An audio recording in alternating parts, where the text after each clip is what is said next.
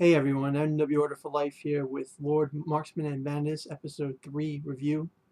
The episode leads off right where they left off in the previous episode in the hometown of Tigre. They're all like they're having a meeting in his house or whatever.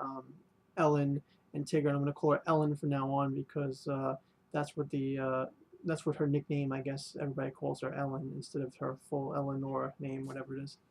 And one thing I forgot to mention last episode was Tigger got this black, I said that he got this black bow from the maid, but I never said that she actually gave it to him. And he caught this arrow that was like almost about to hit her right in the face. He just caught it with his bare hand, turned it around, and like shot at the arrow right back at the archer and killed that archer. It was really pretty sick. So anyway, just wanted to mention that. Now, Ellen and Tigger and the female knight that serves under Ellen, I forget her name, or I'm not too familiar with it. They're all discussing strategy. Basically, they're going to leave 100 men in Tigger's home. I think it's called Atlas. I'm going to call it Atlas. And they're going to take 900 to go meet the Brune army. Now, the Brune army is basically Thenadier or something like that, Thenadier, whatever it's called, and they are like a part of Brune. Brune is like a bunch of kingdoms, I think, on that on this continent or whatever, and the king of Thenadier or whatever probably wants to take control of all of Brune. That's how I'm understanding the situation. And the prince, or he's the general of the army that attacked last episode. He somehow got out of the town and bandaged his hand up and is regrouped with his soldiers, but he's trying to eat or whatever and he can't. He's got blood coming through his bandages and he's really pissed off and he hates Vorn, the house of Vorn that Tigger comes from. He hates Tigger, and they make a plan and they split their factions into three to go take on, to overwhelm the forces of Zektid. Basically, it's reinforcements. They got reinforcements from wherever they set up base before, and they're going to, bring the bulk of the reinforcements down on the 1,000 troops in the town. But the 1,000 troops are now going to be 900 because Zektid is leaving 100 to protect the town. So while that's going on, they also have two dragons, um, a land dragon and a winged dragon, and they're planning on unleashing all this might on the forces of Zektid. And meanwhile, they come up with a plan.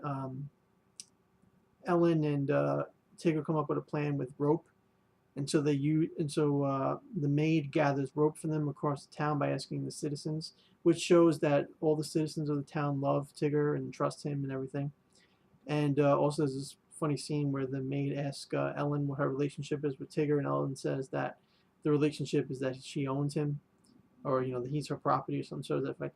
And the maid just gets all upset, and she's like, "I'm not going to give up so easily, like I won't be. I think I won't be outdone." And everybody, she laughs at that, Ellen, and the maid storms off. So it's pretty funny, and more romance there. Who knows? Maybe it'll be a harem series after all, or maybe the maid will eventually give up for Ellen when Ellen realizes she likes him. I don't know, but so the battle is pretty cool. Tigger comes up with the strategy because the Ellen's female knight captain person says that they have these like 2,000 horses that they had nothing to, they have nowhere, they were just going to leave them in like a neighboring town for like the residents there or something to that effect. And Tigger said, well, I have a plan we can do with that. And what the plan is Tigger uses those horses to look like an opposing army coming from behind. So when that happens, they show that the army of Thenadier or whatever that they are think they're getting routed from behind. So the general Zion, he panics and he basically sends like half his forces to go fight this force in the back, and orders Wait, does he do that or does he just order a retreat? I know he orders a retreat. so that because he feels like they're going to get killed because 2,000 in the back and 900 in the front. And believe me, the 900 in the front. The thing is that Elen slaughtered one of their dragons, the land dragon. She uses the wind sword, and she makes like rasengan-esque kind of attack where it's like a swirly wind ball in the air on the point of her sword, and she throws the ball, and it just like slices. It hovers like in front of the dragon, like, and the dragon is like it can't move. It's kind of like sucked in, but at the same time, it's getting sliced up by winds, and it's just really cool. The dragon gets sliced in half. So, the prince is like, the general, he's freaking out. He's like, oh my God, they killed a dragon. Their 900 guys are, really strong, and now there's 2,000 coming from behind. Retreat, retreat. And the knights or whatever under his service are like, that's retarded. We can't do that. And he's like, shut up. We got to retreat. I can't die. I can't die. And they run away. And as they run away, basically, Elen and her forces are cutting them down as they're running away, thinning them out. And finally, when they do pin Zorn, they bring in the Sky Dragon, and the Sky Dragon is amazingly taken out by Tigre because Tigre hears a voice from his black bow saying, "Shoot the dragon," because he tries to, the enemy general tries to get away on the dragon, and Tigre just takes the arrow, and it's almost like it gets charged up. In fact, it does get charged up because Ellen's sword is giving Tigre's bow like energy. She doesn't. You don't hear a sword's voice or anything like that. You just see Elen asking her sword, "You're giving him energy," and then like all of his, I don't know if it's magic or mana, whatever they call it, and it looks like the tip of the arrow is being charged, and he fires it, and it's like straight out of if you ever see like Ronin Warriors, the Rowan of Strata, like how he had like that long line and like arrow energy kind of shot. It's a kind of shot like that, a real magical energy long type of shot, and it hits the dragon, killing the dragon and the general instantly in the air, making them fall down to their death. And that's pretty much how the episode ended. I forget what they did with that rope now, but it was something clever with the rope. Maybe they just like roped all the horses together. That's probably what they used the rope for, to rope all the horses into one big group. So it looks like the horses were an army. But and they showed like a chess kind of, not chess, but more like just like pawns, not pawns, like chess. They kind of look like chess pieces, but they weren't actually chess pieces, just like something similar to that.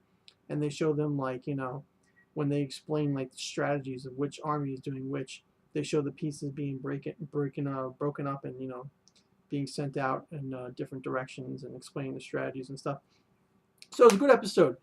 It's good strategy. By Tigre and Elen. They had a good strategy. There was actually a good strategy by the enemy general. The kid wasn't, the evil, the rotten prince, whatever. He wasn't stupid. He actually split his forces up and, tried to do like a pincer attack or a three-pronged attack. And if that ambush from behind with the 2,000 horses, if they thought, that if they didn't have that strategy, then most likely they would have had a much harder fight taking out that prince, because they probably would have lost a lot more men. And it was good strategy from both sides, really, until the prince lost his nerve and just decided to run because he was afraid and got tricked by their strategy. And harem type of romance moment between the maid and Elen and Tigre, and even the female knight was praising him when she was thinking about how his horse strategy was pretty creative and really good, whatever, for the situation. And also magical stuff with the sword of the wind. It was an epic power, with the wind ball thing, wind rasengan thing, and Tigre's bow magically, and we don't know anything about that. That's going to have to be explained upon more. And there's also the fact that I missed Tigre had a duel with the enemy general, because they caught up with Zorn before he jumped on the flying dragon, and they said to him, not Zorn, his name is Zeon, I think. Zeon. I think it's Zeon. I'm not sure anymore. Zornzy on one of them, but he caught up to him and basically he was like, "Oh, I challenge you to a one-on-one duel because I'm not gonna die here, but I want to kill you," you know. And he's like, "Get your weapon," and he's like, "My weapon is the." Tigger's like, "My weapon is the bow," and he's like, "That's a pathetic weapon. Go ahead, try." And Tigger shoots like 3 arrows, and the shield blocks of that guy blocks like all 3 arrows. But like if you see, all 3 arrows are on one spot, and that guy's like, "Forget it. You have no honor. I'm gonna kill you, you stupid traitor." And he charges at Tigger, and Tigger shoots the fourth arrow, and it goes right through the shield on the exact same spot and hits him in the arm. And that's when the guy panics and freaks and jumps on the flying dragon. But yeah, it was really good episode. I really enjoyed it. Strategy, powers, some romance, and an epic fun story with Tigger and Elen.